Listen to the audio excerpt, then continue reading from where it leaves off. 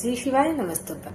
सावन के महीने को हिंदू धर्म का सबसे पवित्र महीना माना जाता है, क्योंकि इसी महीने में शिव जी ने माता पार्वती के प्रेम को स्वीकार किया था। इसलिए हर शिव भक्तों के लिए यह महीना वैसे भी बहुत खास होता है, क्योंकि हर लोगों के अंदर एक उम्मीद होती है कि भगवान शिव हमारे प्रेम को स्वीकार करके हमारे जीवन के सभी कष्टों को दूर कर देंगे। यही कारण है कि शिव भगवान के मंदिर के आगे एक लंबी लाइन लगी है भक्तों की। लोग पूजा करने के लिए बहुत ही उत्साहित होते हैं। लेकिन क्या आपको पता है कि भगवान शिव को जल अर्पित करते समय कुछ चीजों का विशेष ध्यान रखना चाहिए। लोग कई बार पहले जल अर्पित करते हैं, बेलपत्र अर्पित करते हैं, फिर दूध डाल देते हैं।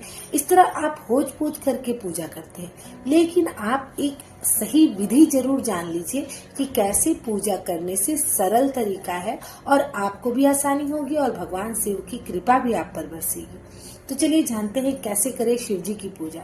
हर शिव भक्तों के लिए यह वीडियो बहुत ही ज्यादा उपयोगी होगा। आप इस वीडियो को अंत तक जरूर देखिएगा। सबसे पहले शिव जी को आप जलाभिषेक करवाएं। जलाभिषेक के लिए गंगा, यमुना, सरस्वती इन जैसी पवित्र नदियों का जल अगर आपके पास है तो इन नदियों का जल को अर्पित करें भगवान शिव को। सबसे पहले जलाभिषेक होने के बाद आप दूध से स्नान करवाएं, दही से स्नान करवाएं, उसके बाद आप शहद का स्नान करवाएं। इस तरह पंचामृत स्नान के बाद फिर से आप शुद्ध स्नान करवाएं। शिव जी का इन सभी विधि को आप जरूर जानिए कि कैसे करवाएं, कैसे करते हैं शिव जी की पूजा। जब आप शुद्ध स्नान कर देते हैं, उनका स्नान करवाने के बाद उसके बाद ही आप चंदन टीका का लेप लगाएं शिव जी को। लेकिन कुछ लोग जो बहुत बड़ी गलती करते हैं कि सबसे पहले बेलपत्र चढ़ाते हैं या फिर शुद्ध जल स्नान के बाद बेलपत्र चढ़ाएं फिर दूध का स्नान करवाने लगते हैं। तो ऐसा बिल्कुल नहीं होता है। पहले आप पवित्र नदियों के जल से शिव जी को स्नान करवाएं, फिर पंचामृत स्नान करवाएं, फिर शुद्ध जल स्नान करवाएं। उसके बाद आप भगवान शिव को चंदन का लेप लगाएं, फिर बेलपत्र जो शिव जी को अत्यंत प्रिय है वह बेलपत्र शिव जी को अर्पित करें। किंतु बेलपत्र को भी खाली बेलपत्र नहीं चढ़ाना चाहिए, खंडित बेलपत्र नहीं चढ़ाना चाहिए। आप इस बात का ध्यान रखें कि बेलपत्र में ओम नमः शिवाय लिख करके ही आप शिव जी को अर्पित करें। ऐसे बेलपत्र को खाली चढ़ाने से कृपा बरसने में थोड़ी समय लगती है, किंतु भगवान को प्रसन्न करने के लिए समय नहीं देना चाहते कोई, बस तुरंत भगवान की प्रसन्नता देखना चाहते हैं, तो आप इन छोटी छोटी बातों का विशेष ध्यान रखिए। बेलपत्र चढ़ाने के बाद आप प्रसाद, भांग, धतूरा जो भी भगवान जी को आपकी इच्छा हो समर्पित करने के लिए आप सभी को चढ़ाएं। लेकिन कुछ चीजों का विशेष ध्यान रखें, क्योंकि भांग चढ़ाने के बाद जो प्रसाद चढ़ाई जाती है शिव जी पे, वो प्रसाद को आप घर ले जाकर बच्चों को बिल्कुल ना दें, क्योंकि भांग में नशा होता है और यह बच्चों की सेहत के लिए बहुत ही खराब होता है। तो इन छोटी छोटी बातों का विशेष ध्यान रखिए कि जो शिव जी के ऊपर से चढ़ाया हुआ प्रसाद, इसीलिए कई मंदिरों में ये माना जाता है कि शिव जी के ऊपर चढ़े हुए प्रसाद का सेवन नहीं करने। इसके पीछे एक बहुत बड़ा कारण यह भी होता है क्योंकि वहाँ नशीली चीजों को चढ़ाई जाती है और इन्हीं चीजों का सेवन अगर कोई बच्चा, बड़े बुजुर्ग कोई भी करते हैं तो उनके लिए हानिकारक हो सकता है। इसलिए आप इन छोटी बातों का ही बिल्कुल ध्यान रखिए।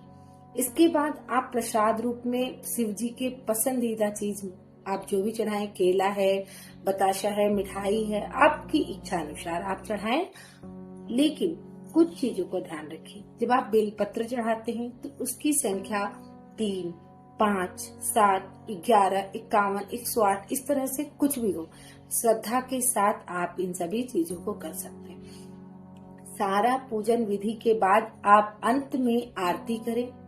आरती करने के बाद फिर एक छोटी सी बात है कि आरती करते समय किसी का कोई नुकसान न हो, इस बात का विशेष ध्यान रखें। आप औरतों को खास करके एक बात कही जा रही है कि मंदिर जब आप जा रहे हो तो पूरे 16 श्रृंगार के साथ ही आप शिव जी के मंदिर में जाएं, क्योंकि कहते हैं शिव अर्धंगी हैं, कब किसी को तथास्तु कह दे और उसका जीवन ज्यों का त्यों ही हो जाता है। यही कारण है कि कहा जाता है कि हर औरतों को 16 श्रृंगार के साथ ही शिव जी के मंदिर जाना चाहिए, ताकि अगर शिव जी तथास्तु कहते हैं तो आपका भगवान सुहाग भाग बनाए रखेंगे।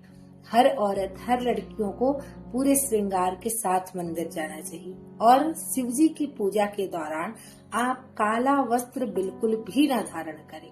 वैसे तो हरे रंग शिव जी को अत्यंत प्रिय है, केसरिया रंग अत्यंत प्रिय है, तो आप इस तरह के कपड़े पहने, किंतु काला रंग के वस्त्र का धारण बिल्कुल ना करें पूजा के समय में खासकर। तो ये छोटी छोटी चीजों को आप विशेष ध्यान रखें, आप खुद भी ध्यान रखें और लोगों को भी वीडियो को शेयर करके बतलाइएगा कि शिव जी की पूजा कितनी आसान है, लेकिन बहुत ही तरीके से की जाए तो ही अच्छा लगेगा शिव जी को भी और आपके मन को भी। तो मिलते हैं अगले वीडियो में बहुत ही जल्दी, लेकिन तब तक आप चैनल को सब्सक्राइब कीजिएगा, वीडियो को लाइक कीजिएगा और कमेंट में हर हर महादेव लिखना तो बिल्कुल ना भूलिएगा। सावन का पावन महीना है, आप भी शुद्ध होइए और हर लोगों के जीवन में शुद्धि बनाए रखिए। हर हर महादेव।